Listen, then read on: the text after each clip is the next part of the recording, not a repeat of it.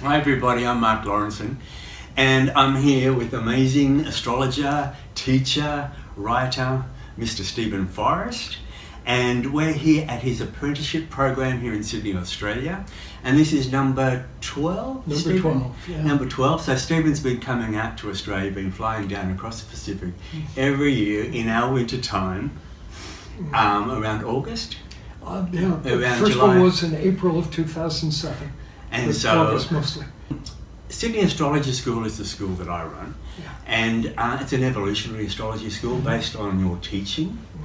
And I just thought this would be a really good time for us to have a little bit of a chat, and for you to share your wisdom for the students and get them to actually see you doing your thing, so to speak. Now, I was going to ask a couple of basic questions, but they're pretty wide spectrum questions as well. When you get a chart reading, most people, and this is for the students, most people will come into the reading, and the main things they want to know about, more than anything else I find, is vocation, career, and love life. Yeah. They're the two big questions. And the main question is, what should I be doing? Yes. Can you tell me in the chart? It's almost like they want a job description. Yeah. What in the chart tells me, what I should be going for or achieving, or because I have no clue. I don't know what I want to do. Yes. So, with a question like that, Steve, how would you handle that on a broad spectrum level if you were talking to my students? Yes. It's a pressing question. Finding right work is so important for people. I'll be long-winded about this. Please. It sort of deserves an in-depth treatment. First, there's a principle that is right at the heart of the worldview that evolutionary astrology embodies. And it's the idea that there are certain features in your chart, I'll be specific about them in a moment, but certain features that are connected to work, vocation, career, where there be some symbolism there. And here's the first principle I want to talk about is as you respond positively to that symbolism, as you turn it into what it's supposed to be, which is a big subject, then you sort of magically magnetize into your life the work that you're supposed to do. There's a wonderful Hindu proverb that just nails this. When the flower opens, you don't have to look for bees. It's so beautiful. And so I use that with a client, that exact line, and then I say, if you get your flower open, the bees, so to speak, of the right work will come to you. Yeah. If you have this symbolism activated in your chart, at the end of the cosmic diving board, another useful metaphor, God said to you, I've got a little job I would like you to do for me. Here's your mission in the world. And once we understand the nature of that mission, astrologically, we realize that something in you has to become worthy of the mission, something in you has to be activated enough that you can actually do that mission and serve your community. If you do that, even if you have no idea what you're supposed to do in your life, and in the sense that the career counselor or the personnel department or something, might tell you what to do, or the Strong Campbell, aptitude test would tell you what to do, you may be clueless about all that.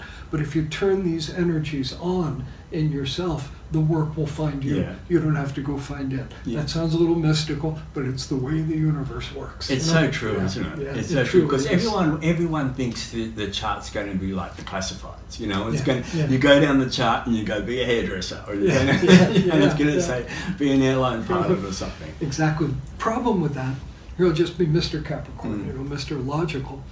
There's funny thing about astrology is an elegant, powerful system, but it's only got a few dozen words, like Aries, Gemini, third house, Mercury, just a few dozen words, throw in the aspects, and that's it. That's the whole system. Now, because of that, you got planets in these relational, or pardon me, career-oriented areas that I do want to talk about specifically, and a handful of planets and 1.7 bazillion things you might do with your life. And therefore each planet has to be at the head of a really long list of possibilities. And the chance of any astrologer looking at Mercury in the 10th house or something and saying exactly what that person is supposed to do are nearly zero. Well, what you can do is talk about the archetype, give the person some ideas. Now, here's where I want to get technical. I will, in facing vocational questions, obviously enough, I want to pay a lot of attention to the 10th house of the chart. Equally importantly, and this is a drum I really like to beat, the 6th house of the chart. A lot of astrologers forget about that with career. The 10th house, there's your job description. The 6th house, there's the description of Monday morning, but it's deeply relevant. It's the craft, it's the hands-on part of it. So I look at them about equally. Now, there's a lot of roads I want to go down here. Here's the first one I want to go down. It's very important in Western civilization, where we are basically taught, if we're in the middle class or on up, we're taught by our culture to evaluate ourselves as human beings basically against the backdrop of our professional success. And not everybody has come into this world with a mission. Everybody has come into this world with a purpose, but your purpose, let's say you've got a massive 4th house, just an illustration, massive 4th house, and your sole purpose in this world is to do a good job of being part of a family, of maybe raising a family, and nobody is impressed with you, nobody gives you the slightest respect for it. You might, if you're a woman, say something like, I'm just a housewife and a mother, and I don't know whether to hug the person or slap them, it's like, don't say just, a housewife and a mother, wife and mother, these are honorable paths. And I really like to say this loudly and clearly, because our culture distorts us all into thinking, if you don't have something in your 10th house or your 6th house, you're like nobody, and so somebody comes with career anxiety and you see that part of their chart isn't turned on, don't participate in their neurosis by taking their career anxiety seriously. Your aim is to try to correct that and affirm them for being who they really are, and aim them at the right path. I always love to make that speech right at the outset of talking about career in astrology. Keep perspective on it. It's not everybody's path. Exactly. Now, pardon me? Go on. Okay. If you've got planets in the 10th house or the 6th house, then of course we got the green light for going down this road. The planets in those houses, the signs on the cusps of those houses, and the positions of the rulers of the signs that are on the cusps of those houses are the 3 technical pieces I like to look at. Just to keep perspective on this, the paying attention to the position of the ruler of the sign on the cusp is probably the most obscure of those things that I said. Everybody would know we got a planet in the 10th house, could talk about that. Most people would know if you got like Virgo on the midheaven, nothing in your 10th house, but Virgo on the midheaven, you're going to use some Virgo metaphors. But Virgo on the midheaven, where's that Mercury? That gets forgotten a lot. And just to dramatize this a bit, if the guy from the mafia aims the gun at me and says, prove astrology, here's a chart, tell me what the guy does for a living, I figure I'm going to get shot, because that's a hard game to win, for reasons we talked about earlier. But with the gun aimed at me, I would do my best to get the right answer. And if I could know one thing, it would be the position of the planet that rules the midheaven, that will often give so much of a behavioral clue about what that person is actually doing. It's an underutilized, really powerful technique. So, teaching it formally, planet in the house, the sign on the cusp, and the position of the ruler. But I really like to underscore the position of the ruler just because people tend to forget it. 6th house, different orientation, but also deeply relevant to career. Well, here's my favorite, be a little theatrical here, but you can handle that, everybody, right? So here it is. This is actually about a Virgo, so 6th sign, they're not quite the same, but there's going to be some parallel structure. A great Virgo by the name of Ray Charles, the famous, rhythm and blues singer. You guys know about him down here in Australia too. Good for you. So Ray Charles, he's interviewed. The interviewer says, "Mr. Charles, when you were a boy, you had no idea what you were going to become. Did you want to be famous?" There's the question.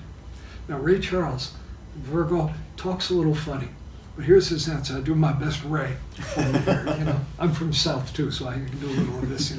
He's a blind man and he's a little goofy, even though he's so brilliant. And Ray Charles said, "No, I didn't want to be famous. I wanted to be great." There's his answer. Yeah. I didn't want to be famous. I wanted to be great. Yeah. I'm not sure the interviewer understood the difference. You know? Famous means you had sex with Madonna and it got in People magazine, Yeah. Great is a little more between you and history, you and God, you and yourself. Yeah. 6th house, the excellence of the craft, the focus is on the craft. If you've got massive 6th house energy, it is imperative that you find work you enjoy. It's imperative that you don't hate Monday, the actual reality of the work. Got musicians on the brain here, and I'm thinking like in the world of rock and roll, there's people who love to play. They enjoy it. They'll just play for the hell of it. They do a gig and then they'll go to a bar and jam, because they love to play. And there's people who are in rock and roll because they like the sunglasses. And I don't want to badmouth the 10th house. I want to be careful not to. But in honoring the 6th house, I want to say the 10th house is the house of sunglasses. It's about what you look like from a great social distance. Yeah. And so concerns with status are more connected with the 10th house than they are with the 6th house. The 6th house is the work. 10th house is the status. Now, status, it doesn't mean you have to be obsessed with status. The sunglasses remark tunes us into the shadow. Somebody makes a weak response to a 10th house, you'll find that they're estranged from their own souls. They're just going for position. They want to be impressive, but it's not connected to who they are. And no matter how much money they make, how famous they get, there's a feeling of disconnection and emptiness. That's a form of failure. Yeah. If you got planets in the 10th house, just to speak of them more positively, distinguish them from the 6th house, one of my favorite lines there is that you've come here to affect the myths and the symbols of your community. It's a rather grand way of saying it, but the world will be a different place. I say world, that is a bit grand. Your community, the word community, really means the same thing on a more humble level, but you will affect the community. You will affect the lives of people whom you do not know. You will become symbolic in their minds, and the symbolism that you've taken on in their minds is connected with that planet inside of you. So we could find, for example, a person with Neptune in the 10th house, or Pisces on the cusp, maybe not quite as strong an indication, but it'd be similar. And this could take us down a bazillion rows, 1.7 bazillion, as I put it earlier, as far as guessing what they'll actually do. But one illustration, would be a person who represents spirituality to the community. Yeah. I see that configuration, and I might say to somebody, God help you, people are going to think you're a guru. That's one possibility. Yeah. That's dangerous, If you start thinking you're a guru, you're in trouble, You're not a guru anymore, So what has to develop radically in you for that Neptunian guru message or mission, I should say, to manifest? What has to develop radically is Neptunian energy. a sense of it not being important that people think you're a guru. Yeah. I can't help but smile when I say it, but there's an elegance, in this. That first it has to not matter to you that people are impressed with you. You have to be comfortable being nobody special. That leads me to add that pattern I've often seen. Somebody on a good road in life with Neptune in the 10th house, you will see a period in their life in which, for example, they have a corporate job and nobody has any idea who they are or what's going on inside of them. They got nobody to talk to. They're probably beating themselves up, feeling like they're lost in life. Why am I not doing something important? Why do I have this corporate job? But what they're learning is how to be nobody special, how to have their ego not recognized. Once they get comfortable with that, they can get guru printed on their business card, but until they're ready for that, they can't. Now, somebody making a weak response to Neptune in the 10th house. The self-appointed guru, there's no shortage of them in the world. But here's another one, just very direct expression. We're in that 1.7 bazillion possibilities category, but an archetypal expression of that, the town drunk. Literally, the town drunk, not just the drunk, but the town drunk. See, the town is where the 10th house comes in, the one who represents that to everybody. Yeah. I got a fine illustration of that one. Keith Richards, the Rolling Stones, God bless Keith, but, his public reputation, he hasn't been a junkie for 30 years, but people still think of him, in those terms, and you usually don't see him without a bottle of bourbon nearby. So what is he representing to us? That's a complicated question. Keith Richards as guru, spiritual teacher, you can make a case for him. Yeah. Is he a good influence on people? Complicated to make that case, but it's interesting how nuanced some of this stuff becomes. That brings us right back to the 1.7 bazillion. There, you can't guess what somebody's going to do, but you can help guide them to the right path. Yeah, fantastic. Thank you so much, Steve. You're welcome.